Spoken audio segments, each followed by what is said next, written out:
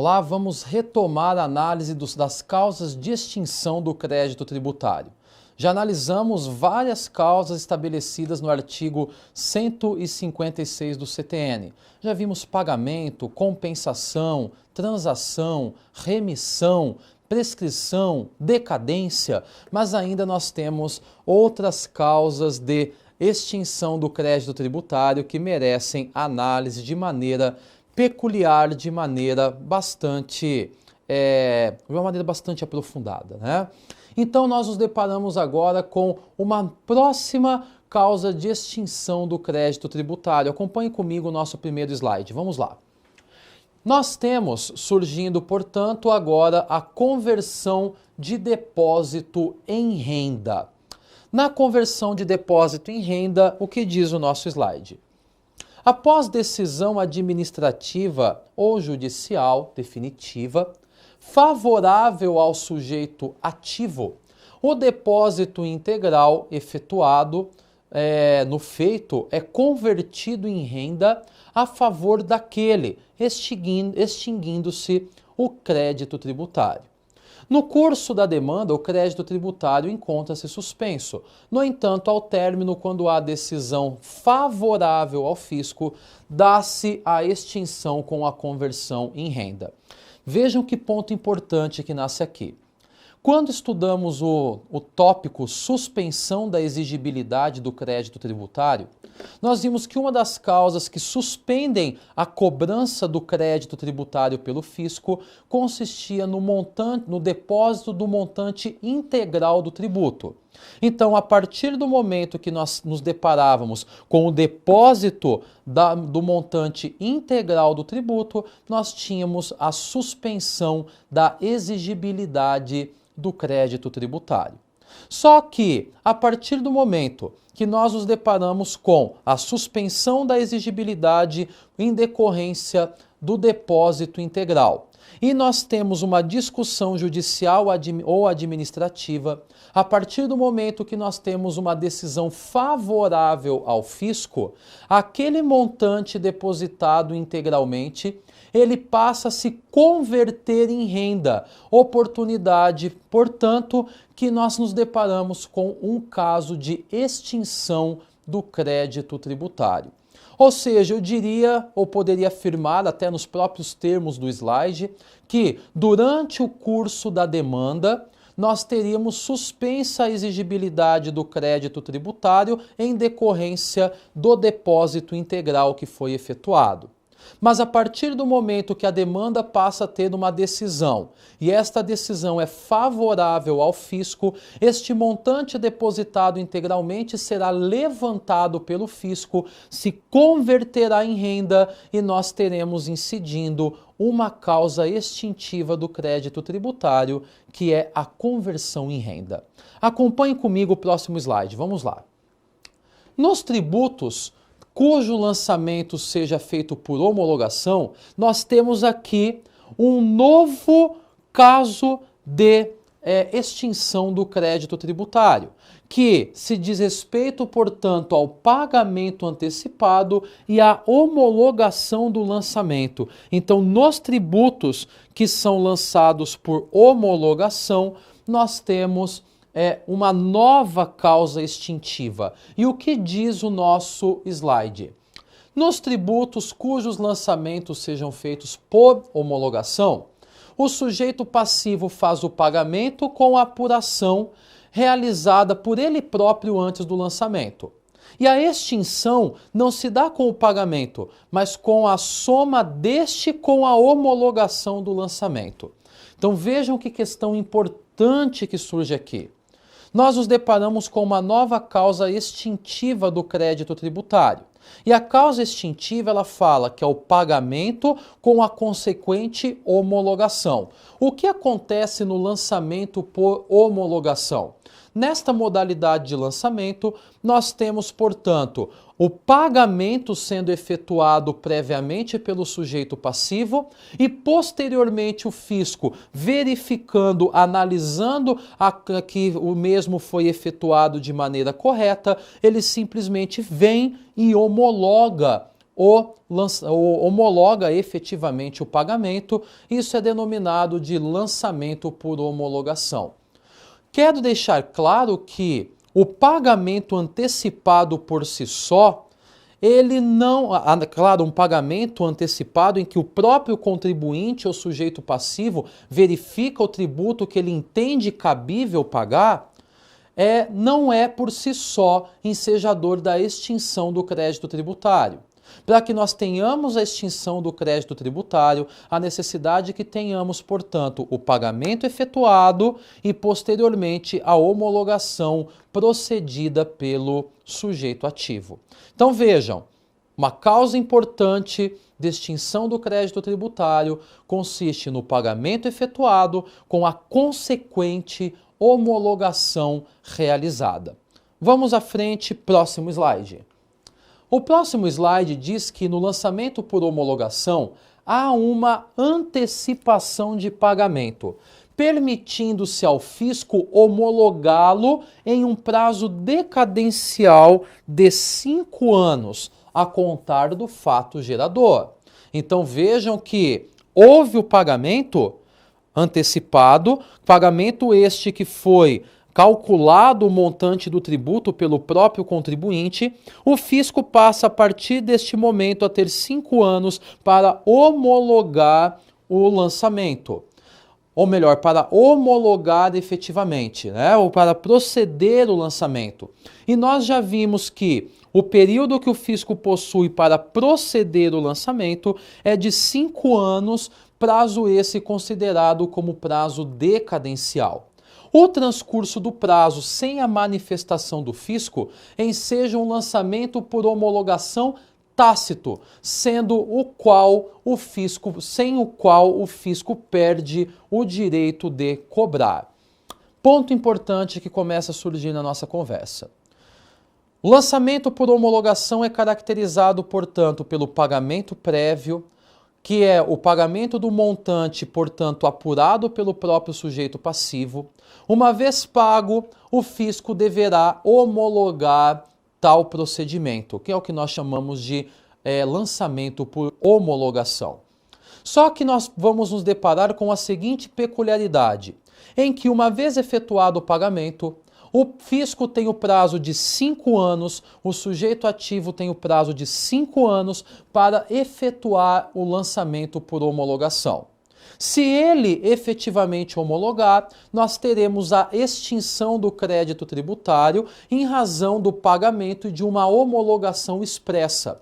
Mas pode acontecer que o sujeito passivo tenha efetuado o pagamento do tributo e o fisco não tenha homologado dentro do prazo de 5 anos. Uma vez ultrapassado o prazo de 5 anos, nós teríamos a homologação tácita, oportunidade que, em decorrência desse instituto, nós nos deparamos com a efetiva extinção do crédito tributário em decorrência do pagamento com a consequente homologação. Vamos caminhando no nosso bate-papo com um próximo slide.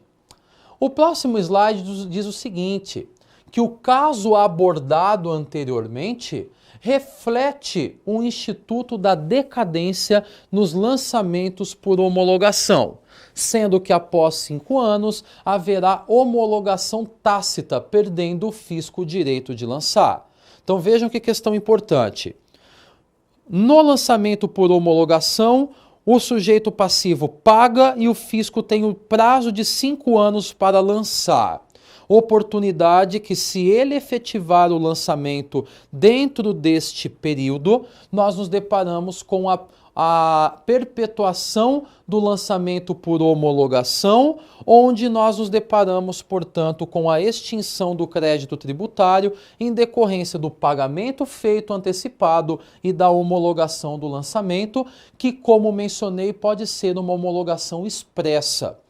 Mas se eventualmente houver o pagamento pelo sujeito passivo e for ultrapassado o prazo de 5 anos para lançamento, nós teremos a figura da homologação tácita, tendo em vista que o fisco perderá após 5 anos o direito de lançar, tendo em vista a operação do Instituto da Decadência.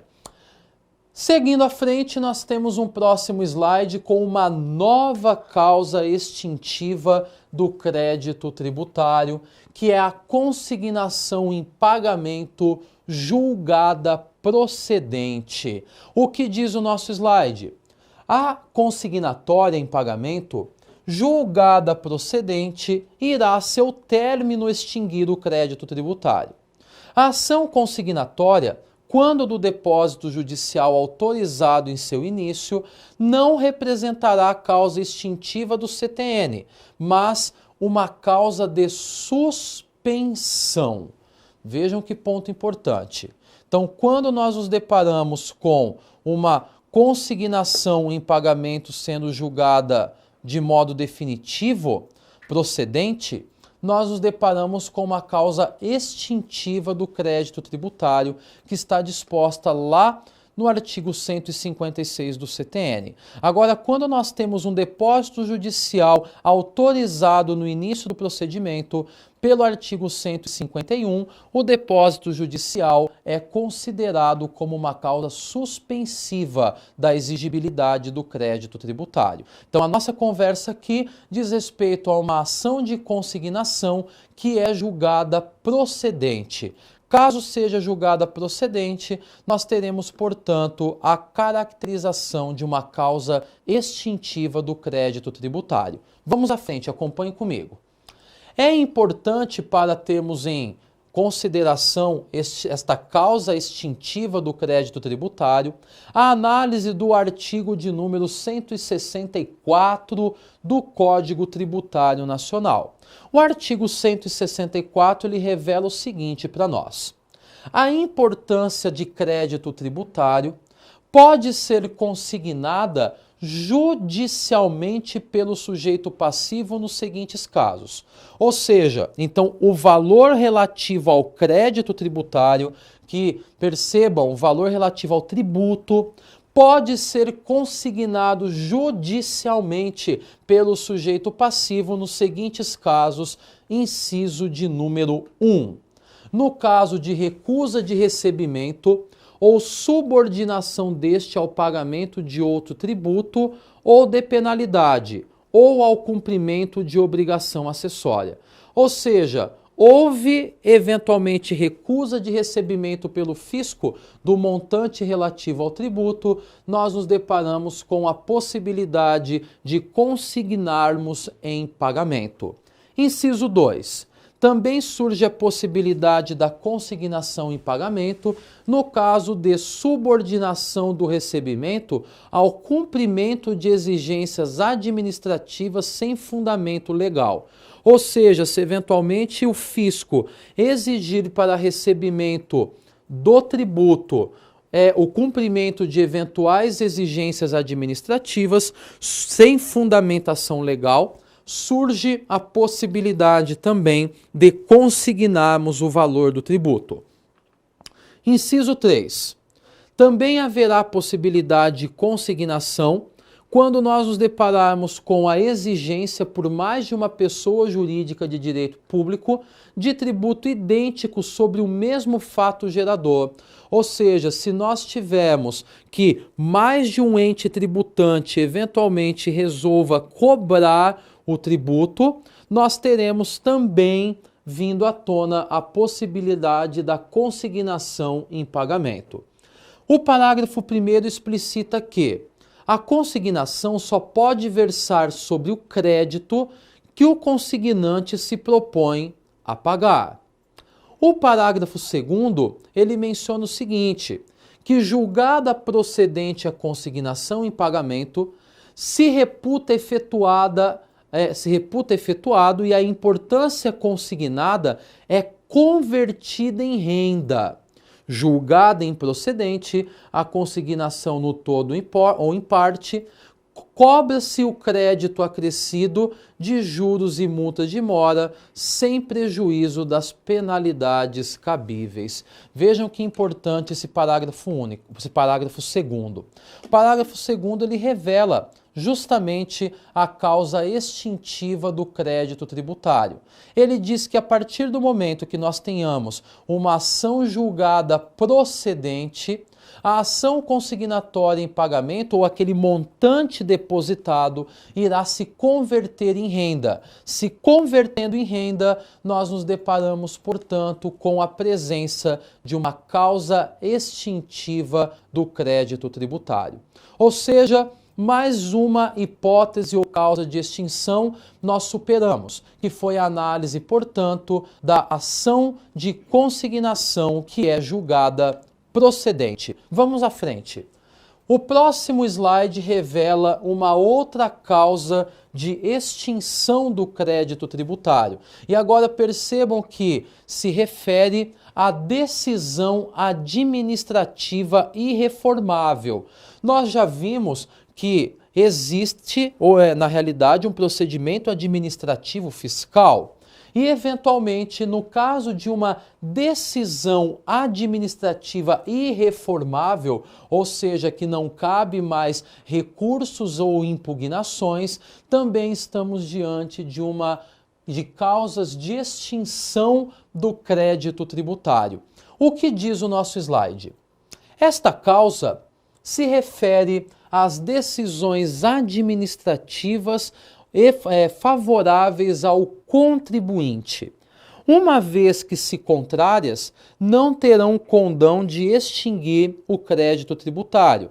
Haja vista restar ao sujeito passivo a possibilidade da reforma judicial. Então vejam novamente aqui que só haverá, portanto, um impacto favorável de extinção do crédito tributário pela decisão administrativa irreformável se ela for favorável ao contribuinte, pois se ela for contrária, não teremos a possibilidade de nos depararmos com uma causa de extinção do crédito tributário. Vejam que nós já passamos por diversas causas de extinção: pagamento, remissão, transação, compensação, prescrição, decadência. Vejam, várias foram as espécies que estão estabelecidas no artigo 156 do Código Tributário Nacional, naquele rol taxativo que conversamos. Agora vem à tona a decisão administrativa irreformável, ou seja, num procedimento administrativo fiscal, uma decisão administrativa que não caiba mais recurso, que seja irreformável, se for uma decisão favorável ao contribuinte, trará, portanto, à tona a questão de extinguir o crédito tributário. Uma vez que seja contrária, portanto, ao contribuinte, ela não será considerada como uma causa extintiva, haja vista que nós teríamos a sequência, possivelmente, no aspecto da exigibilidade do crédito tributário, cabendo, portanto, ao contribuinte valer-se dos meios judiciais. Portanto, considera-se uma causa de extinção do crédito tributário a decisão administrativa irreformável, portanto, aquela que não cabe mais recurso. Vamos à frente, próximo tópico. Também teremos uma situação relativa à extinção do crédito tributário na decisão passada em julgado ou transitada em julgado. Ou seja, estamos falando aqui de uma decisão que comporta um pronunciamento final, que não cabe mais recurso. Mas o que diz o nosso slide? A decisão passada em julgado ou transitada em julgado é extintiva do crédito tributário, uma vez que representando o último pronunciamento a ser emitido por autoridades julgadoras quanto às lides que se apresentam à sua apreciação. Ou seja, nós estamos diante aqui de um caso que revela ou traduz um pronunciamento final em que não haverá, portanto, mais possibilidade de interposição de recurso. Se tal situação ocorrer, estamos diante de uma causa extintiva do crédito tributário. A próxima causa e última que iremos analisar é uma situação inovadora. nós não tínhamos esta causa inserida no rol do artigo 156 do CTN. Ela foi inserida por força da Lei Complementar de número 104 de 2001. Estamos falando da figura da dação em pagamento, que passou, portanto, a ser inserida no rol de causas extintivas. Eu gostaria de chamar a atenção de todos vocês para o primeiro item desse slide. É um item relevantíssimo que ele traz à tona nesta nossa conversa, inclusive, um aspecto que foi fruto de uma questão da prova da magistratura para ingresso, para ingresso na magistratura do Estado de São Paulo, no último concurso realizado, que se refere à questão da dação em pagamento. Mas percebam que o primeiro item do nosso slide diz que o CTN admite dação em pagamento somente para bens imóveis exclusivamente. Ou seja, somente no caso de bens imóveis nós teremos, portanto, a dação em pagamento. A dação em pagamento é um procedimento administrativo que encerra a entrega voluntária do bem imóvel pelo contribuinte devedor. Tal instituto se refere somente a bens imóveis, sendo vedada a dação em pagamento em bens móveis. Lembrem-se que eu havia mencionado que o conceito de tributo do artigo 3º do CTN foi flexibilizado, mitigado. Por quê?